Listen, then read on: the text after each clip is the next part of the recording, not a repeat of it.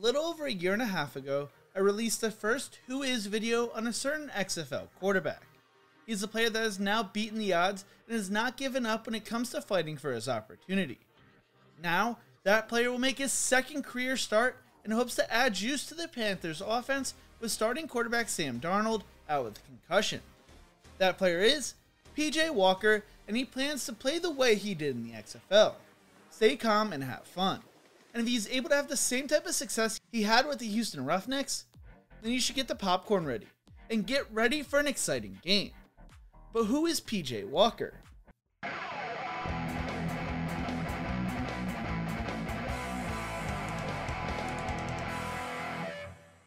In the Who Is series, we go through the backstories of up-and-coming collegiate and pro athletes. If there's a player you want to see in future episodes, make sure to let me know in the comment section below.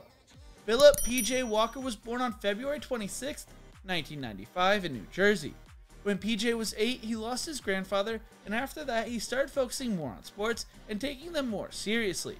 He attended Elizabeth High School, where as a freshman he took over the starting quarterback job. Walker struggled on and off the field his freshman year, telling New Jersey News Network, "It was definitely a challenge starting my career at Elizabeth at 1-9. That was my freshman year of football. I was 14 years old. I was the quarterback for the team, and I was just trying to find my way."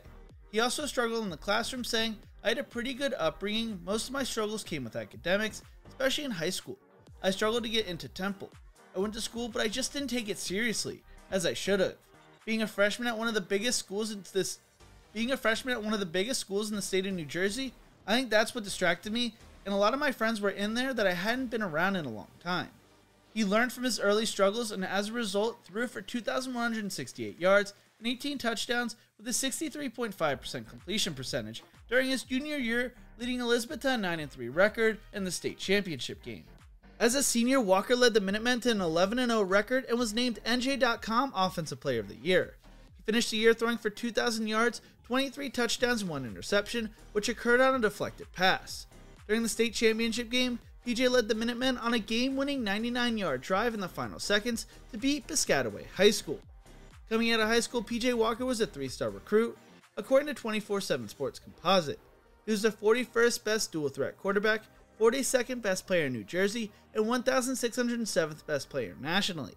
He received over 7 different Division I offers from East Carolina, Rutgers, Toledo, Connecticut, Massachusetts, and Temple. Matt Rule was in the stands watching Walker when he led Elizabeth to their state championship. Rule told the Charlotte Observer, "I remember sitting there and the whole time all they talked about was the year before and the one they didn't get and how much that ate at them. And that's, to me, a sign of a winner, right? Like, yeah, this one's great, but the ones that you don't get drive you nuts." Walker decided to commit to Temple to play under Matt Rule, who was the Owls' head coach. During Walker's freshman year, Temple went 2-10, going 1-7 in conference play, which was last in the American Athletic Conference. Walker played in 9 games where he completed 60.8% of his passes on 250 attempts. He threw for 2,084 yards for 20 touchdowns and 8 interceptions. He also rushed for an additional 332 yards on 90 attempts, which resulted in 3 touchdowns. Walker spoke on his time at Temple, saying, "Being there 4 years was just one of those experiences I had to have. Being in Philadelphia, being able to experience the football side of it with tough fans, with the adversity we went through being 2-10 my freshman year of college after starting the last 7 games of the season. It was just the process." In Walker's sophomore campaign, Temple improved to 6-6, going 4-4 in conference, which resulted in finishing 6th in the American Athletic Conference. Although Temple took a step forward, it seemed like Walker took a step back. He completed 53.3% of his passes on 381 pass attempts in 12 games. He threw for 2,317 yards, resulting in 13 touchdowns and 15 interceptions. He added an additional 324 yards on 106 attempts for an additional 3 touchdowns. During Walker's junior year, Temple went 10-4, going 7-1 in conference, finishing first in the East Division. Walker played in 14 games, completing 56.7% of his passes on 432 attempts. He improved from his sophomore year, throwing for 2,972 yards, 19 touchdowns, and 8 interceptions. He also added an additional 215 yards on the ground on 80 attempts and 2 touchdowns. Walker led Temple to the American Athletic Conference Championship game against Houston, where they lost 24-13. During the game, Walker threw for 236 yards and an interception, while completing 23 passes on 42 attempts. After the American Athletic Conference Championship game, Walker and Temple played Toledo in the Boca Raton Bowl, where they lost 32-17. Walker threw for 287 yards, a touchdown and an interception, while completing 26 of his 44 pass attempts. In 2016, during Walker's senior season, Temple went 10-4, finishing 7-1 in conference once again. Walker played in all 14 games where he threw for 3,295 yards, 22 touchdowns, and 13 interceptions, while completing 58.2% of his passes on 395 attempts. During the 2016 season, Temple lost to Penn State 34-27 in Happy Valley. Walker threw for 286 yards on 34 attempts, completing 25 passes, an interception, as well as a rushing touchdown. Walker led Temple to the American Athletic Championship game for their second year in a row, where they defeated Navy in Annapolis 34-10.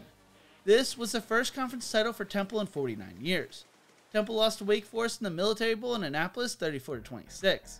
Walker threw for 396 yards, 2 touchdowns, and an interception on 49 attempts, completing 28 passes. Walker's lone interception was a tip pass, which led to a Wake Forest score, putting them up 31-7. Walker led a major comeback in the second half, which would fall short after Walker dislocated his knuckle. PJ left Temple as the all-time leader in passing yards with 10,668 yards. He also holds the record for all-time wins at Temple with 28, passing touchdowns with 74, completions with 830, attempts with 1,458, total yards with 11,478 yards, and he was also the first quarterback in school history to lead Temple to back-to-back bowl games. Walker entered the 2017 NFL Draft as the 23rd rated quarterback in his class, according to ESPN. Walker measured out to be 5'11 and 1/4 and 214 pounds at his pro day, running a 4.73 40-yard dash, according to ESPN. Walker was not invited to the NFL Combine and went undrafted. Walker signed with the Indianapolis Colts as an undrafted free agent. The Colts signed and released Walker multiple times, and he spent time on the practice squad and signed multiple future reserve contracts with the Colts.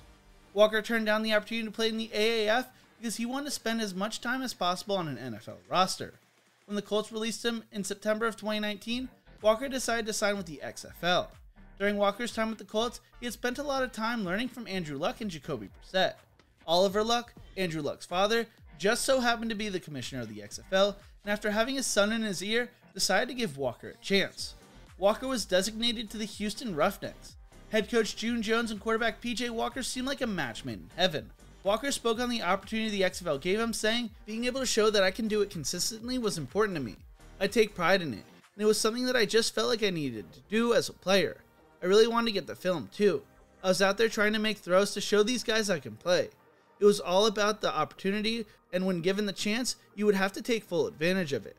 Although Walker was not given the starting role right off the bat, Walker had to beat out former Michigan State quarterback Connor Cook. Walker won the job and started the season opener against the Los Angeles Wildcats. Houston beat Los Angeles 37-17 behind the arm of Walker. Unfortunately, the XFL season was suspended halfway through the season, like every sports event, due to the events of 2020.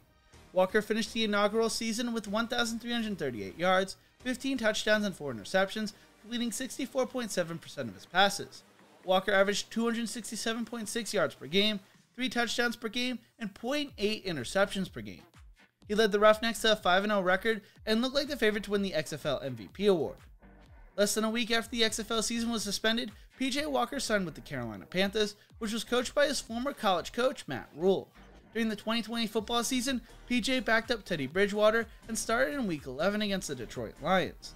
Now, with Sam Darnold in concussion protocol, PJ Walker is taking first-team reps for the first time since he was at Temple. Walker will finally get his opportunity to prove whether he belongs or not when he takes the field this weekend. Head coach Matt Rule told the Charlotte Observer, "I don't think there's a guy in the locker room that doesn't believe in him.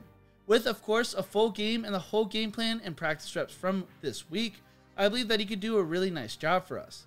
Hassan Reddick spoke on PJ saying, "Being old teammates at Temple and knowing what he's capable of, I'd love to have the opportunity to see PJ spin. I have full confidence in PJ. I've always thought of him as a great player, even when I watched him on the sidelines at Temple. It felt like the old days watching him work. Although there's a lot of pressure on PJ, he is ready for the opportunity," telling the Charlotte Observer, "As a backup, you prepare for the unknown every week. You never know what is going to happen. You gotta always stay ready and be ready. That's something I take pride in. Always being ready for my number to be called, staying sharp, and doing good things for the offense. All I know is I'm excited to see what PJ can do this weekend.